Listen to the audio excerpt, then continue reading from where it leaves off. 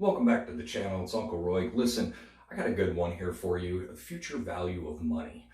This is something I wish would have been explained to me at 18 years old. Heck, maybe back in grade school would even have changed some of my thoughts then. But this won't be found anywhere else because, again, it's discouraged you to actually go out and do it. Just give your money to somebody you don't know and hope they invest it for you correctly.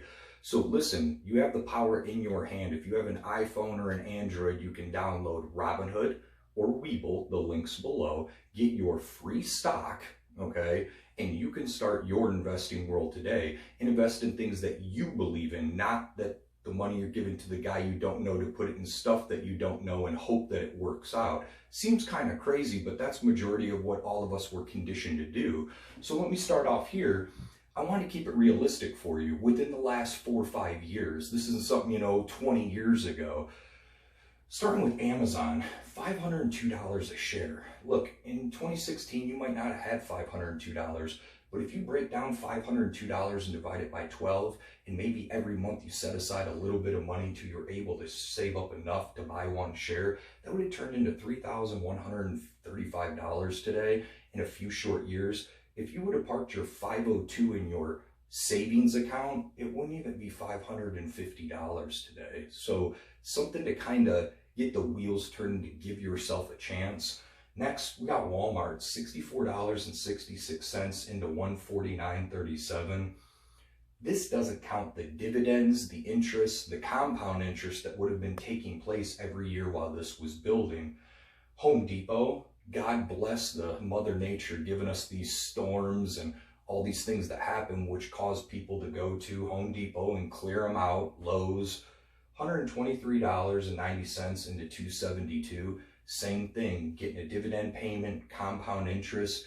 These are things where if we're just going to put money in a shoebox and let it sit, you might as well try one of these shoe boxes because I promise it'll 9 times out of 10 is going to give you a better return. Visa, $71.53 up to $210. Huge. I don't imagine people are going to stop using Visa cards anytime soon. But again, you have to make your own decisions on this.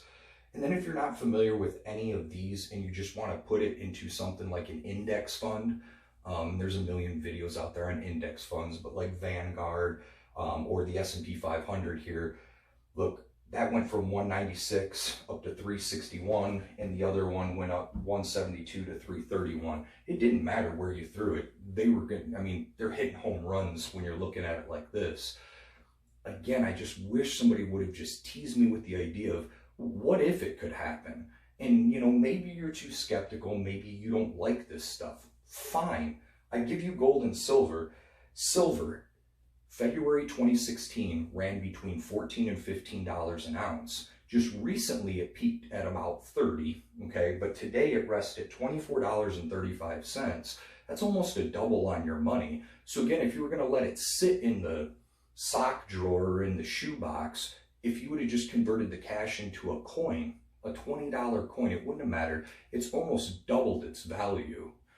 Gold, $1,230, February 2016. Today, we're looking at $1,872. Again, if we were just going to park our money and just let it sit in a box and not do anything, which I used to do that too.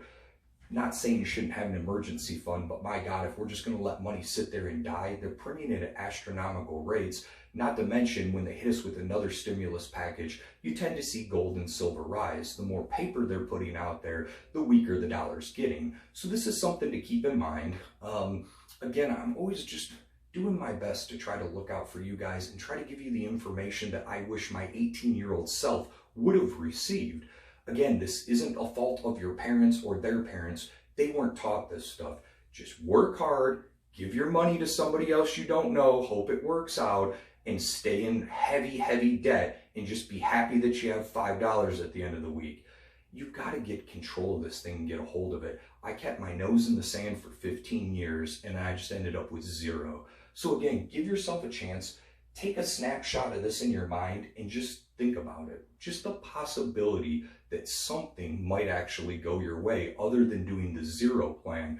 Remember, if you're trading or investing with Robinhood, you can start with as little as $1, okay? It's called micro investing. So maybe you don't have $3,135, but maybe you got 50 that you want to throw towards Amazon today. Well, you could get on the app and invest as little and start with 50 bucks, 20 bucks, $2. Or again, if you're not comfortable with this, you could go buy a $2 silver dime, okay? A $6 silver quarter, you know, a $24 silver dollar. There's so many things out there. You can look online, go to a local coin shop. There's many, many places to go, okay? Again, I just want to get the ball rolling, just challenge everything that we were told about, just give it away to somebody else and hope that it works. Again, this is Uncle Roig looking out for you. If you've enjoyed this content, do me a solid, fist bump the like button for me.